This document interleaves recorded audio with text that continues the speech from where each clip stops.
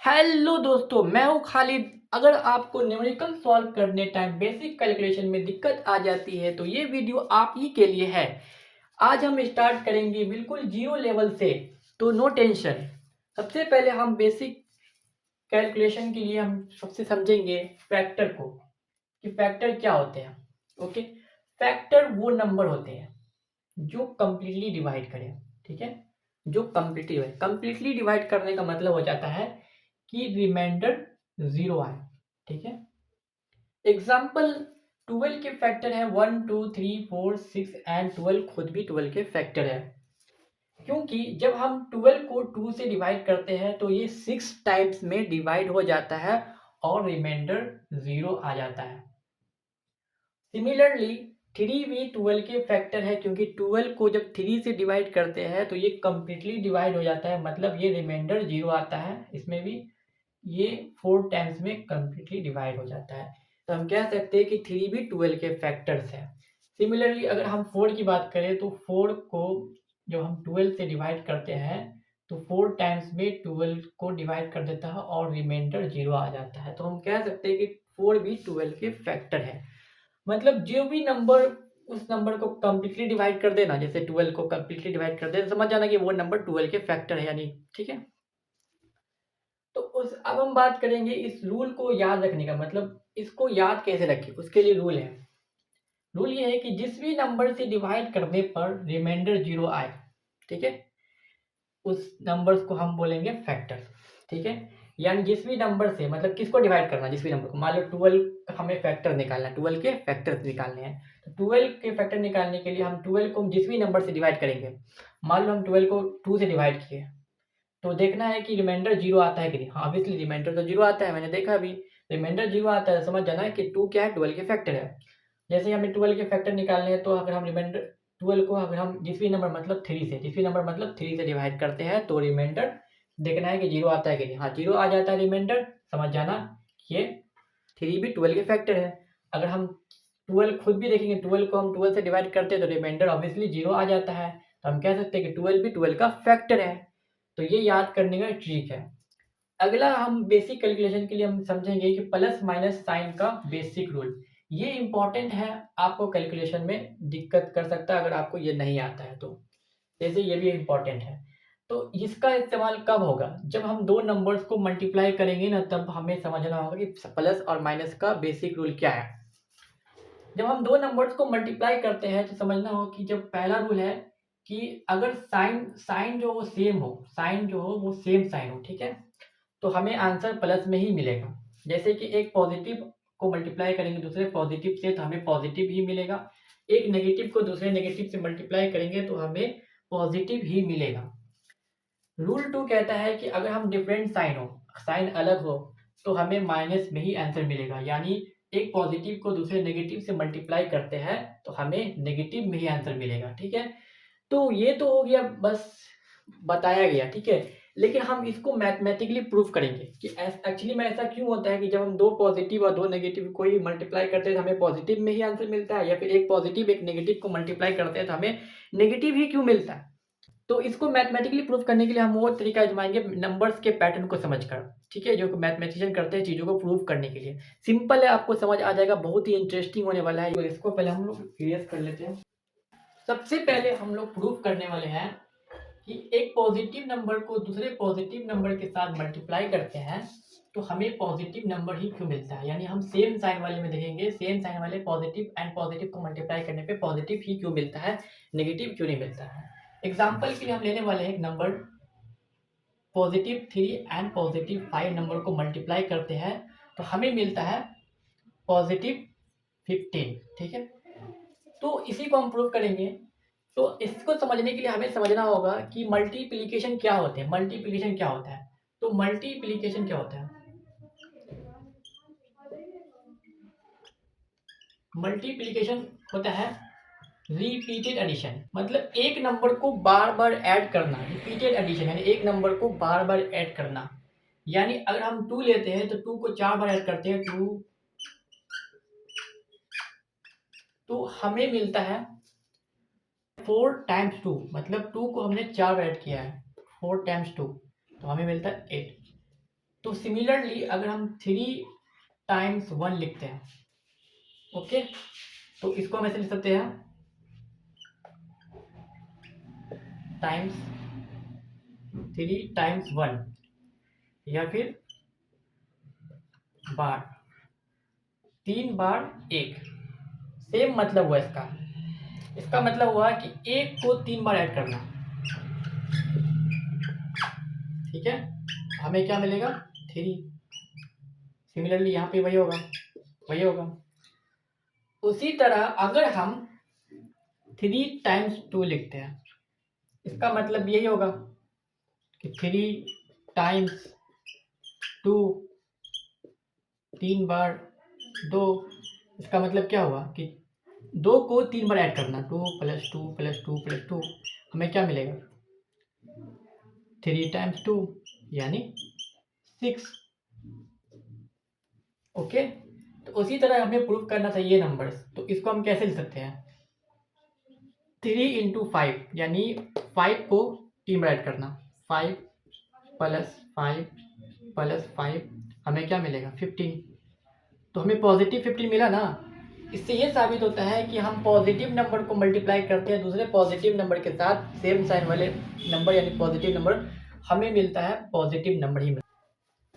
अब हम प्रूफ करने वाले हैं डिफरेंट साइन वाले को, यानी एक पॉजिटिव नंबर को मल्टीप्लाई करते हैं दूसरे नेगेटिव नंबर के साथ, तो हमें हमेशा नेगेटिव ही क्यों मिलता है, पॉजिटिव क्यों नहीं मिलता है।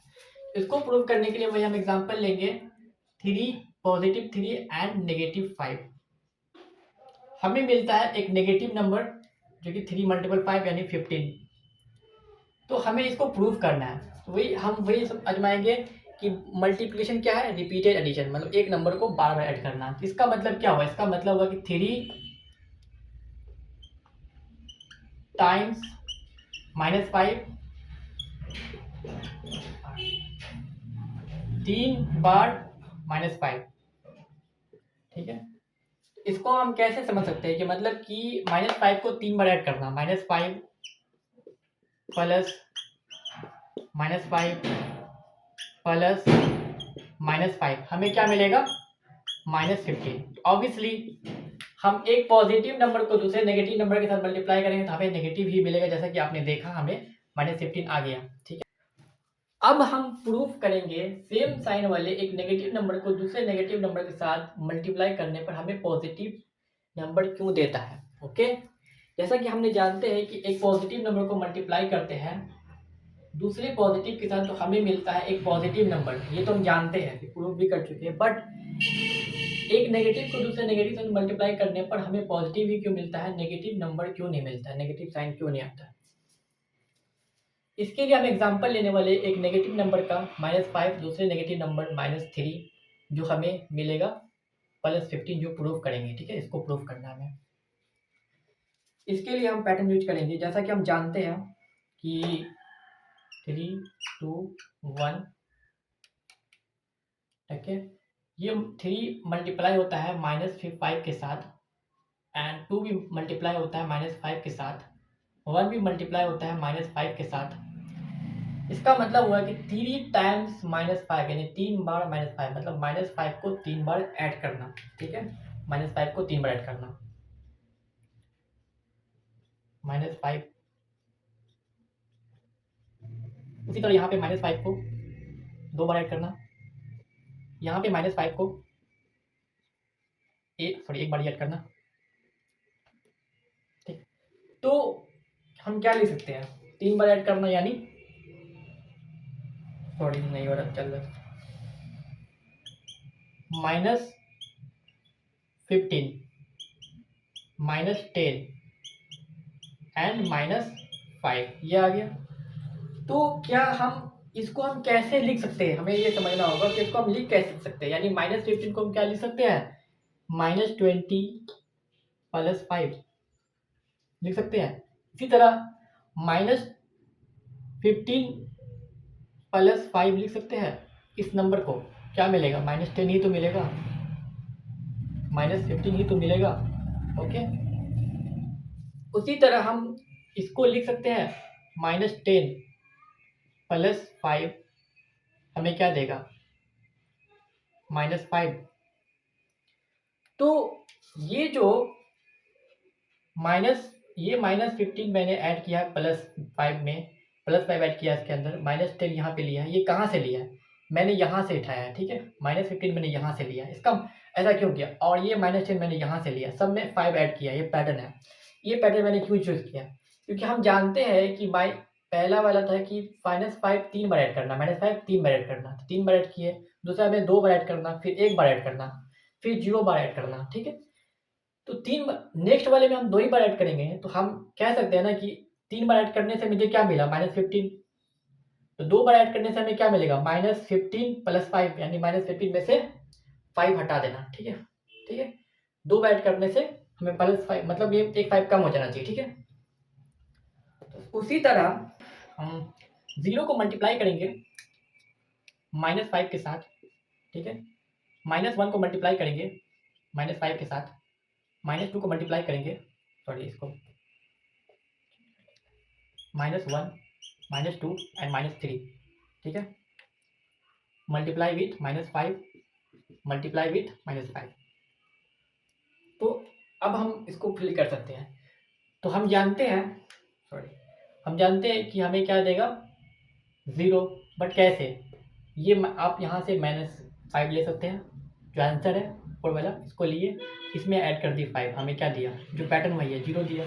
ऑब्वियसली यहाँ पे हमें नहीं पता क्या आएगा, ये नेगेटिव, तो हम क्या कर सकते, कैसे पता चलेगा? ये आंसर हमारा, इसको लिया यहाँ, इसमें ऐड कर दिया 5, जो पैटर्न है, हर बार वही कर रहे हैं। देखो ये आंसर था, ये आंसर में 5 ऐड कर दिया है, ये आंसर था, इस आंसर में 5 ऐड कर दिया, ठीक है? ये आंसर था, ये आंसर में 5 ऐड कर दिया। उसी तरह यहाँ पर भी ये जो आंसर आया है, ठीक है, 5, इस आंसर में ऐड कर देंगे 5, हमें क्या मिलेगा? +10। उसी तरह ये आंसर आया है, इस आंसर में 5 ऐड कर दिया, हमें क्या मिला? +15। तो ये प्रूफ हो गया ना कि एक नेगेटिव -3 मल्टीपल विथ -5 हमें क्या दिया? +15। तो कैसे हमें एक नेगेटिव नंबर को दूसरे नेगेटिव नंबर से मल्टीप्लाई करने पर एक पॉजिटिव नंबर मिलता है, इस पैटर्न से आप समझ सकते हैं। आज जो मैंने पढ़ाया है उसका ये पार्ट 1 था, एंड पार्ट 2 भी इसका आएगा। पार्ट 1 में मैंने वर्कशीट भी अपलोड किया है, जिससे आप प्रैक्टिस कर सकते हैं। ये वर्कशीट आपको व्हाट्सएप चैनल पे मिलेगा, मेरे खालिद स्टडी कॉर्नर पे। आप इसका लिंक कहाँ से फाइंड कर सकते हैं? इस वीडियो के डिस्क्रिप्शन में इसका लिंक मैं अपलोड कर दूंगा, वहाँ से आप फाइंड कर सकते हैं व्हाट्सएप चैनल लिंक, वहाँ से आप वर्कशीट डाउनलोड करके प्रैक्टिस कर सकते हैं। जो आज पढ़ाया उस बेसिस पे क्वेश्चन होंगे। फिर नेक्स्ट पार्ट में पार्ट 2 जब आएगा तो वहाँ भी मैं पढ़ाऊँगा डिटेल में, और वहाँ भी वर्कशीट दूँगा। इस तरह से आप प्रैक्टिस कर सकते हैं ताकि आपको कन्फ्यूजन नहीं हो और आपकी मैथ्स की बेसिक अच्छी हो जाए। आप न्यूमेरिकल सॉल्व कर सकते हैं ईज़िली, और कभी भी आपको बेसिक कैलकुलेशन में दिक्कत नहीं है, मेरा वादा रहा। तो दोस्तों मेरे पढ़ाने का तरीका अगर आपको अच्छा लगा, मैं कैसे पढ़ाता हूँ स्टेप बाय स्टेप, बेसिक को एकदम डिटेल में समझाने की कोशिश करता हूँ, तो आप वीडियो को लाइक कीजिए और कमेंट में बताइए और दोस्तों के साथ शेयर कीजिए। और चैनल पर नए हो तो प्लीज़ सब्सक्राइब कर लो, क्योंकि ऐसा ही मैं नेक्स्ट पार्ट इसका लेकर आने वाला हूँ। तब तक के लिए गुड बाय।